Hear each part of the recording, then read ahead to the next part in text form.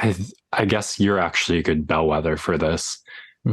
Is it a ridiculous statement to say the Terence Bud Crawford, Errol Spence Jr. hype was reaching Pacquiao Mayweather levels?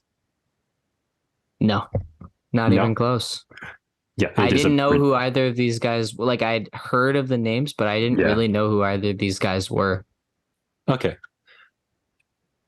In terms of hype, maybe not, but all other things the same in Sure. two killers who went through their division on different promotions who called each other out for years. One of my boys, who's a way bigger boxing fan than myself, told me he's been wanting and hoping for this fight since 2018. Not as long for me, but when I've seen either guy in the ring, it's been clear they're a cut above the competition they're facing, and seemed pretty likely that the only guy who can really challenge, really make you wonder, could Bud Crawford, could Errol Spence Jr. lose when they step in the ring, was the other guy. So it was incredibly exciting to have them finally meet in the middle. And the Vegas odds more or less reflected that 50-50 sentiment. Who's going to take it? Which I think goes to that Pacquiao Mayweather levels of like, these are both incredible athletes at what they do, who do things a different way and always find their way to victory. What's going to happen?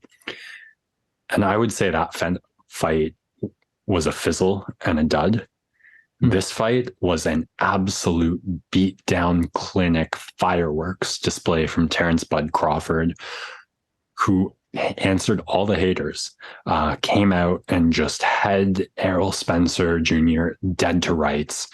I will get to UFC and see how much time we have to talk about it, but I had one eye on both screen.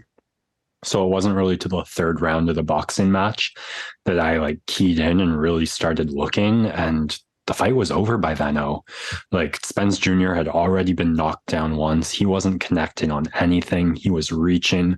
Bud's footwork was impeccable. He chose to fight the entire time in southpaw. He's a switch hitter, goes back and forth as needed. In this case, he just had it figured out with the southpaw. He power jabbed the power jabber.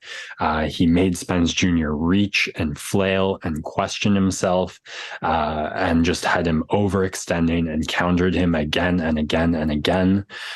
Credit to Spence Jr. for getting hurt, getting wobbled, looked like he might be out of the fight early and resetting several times throughout the fights. The round's pretty conducive to that. And Spence Jr., a fighter likely without too much, at least brain damage. The injuries and the car accident, another story, of course, which I'm sure will be part of some narrative. But like again and again, Crawford came out facing like a fairly fresh looking guy and just took the rounds over.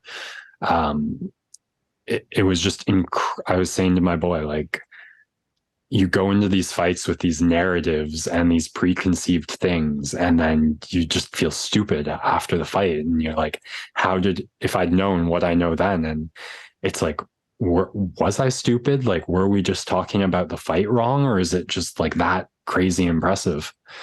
So that's really why I wanted to highlight this fight that had been building for well over 5 years, had all this hype. Vegas usually gets these things right, just because there's so much money on the line that like it's gonna, if there's a profit to be made because everyone's stupid, someone would be making it. So to see that done is just incredible. For what it's worth, Bud was my favorite. I always prefer the more versatile, more intelligent styles of fighters. So I think this is an incredible legacy moment for him, and something that transcends him from one of the best in the world. I don't know how you define an all-time great, but like that's the level of performance that Bud Crawford put in. So let's just give him his flowers.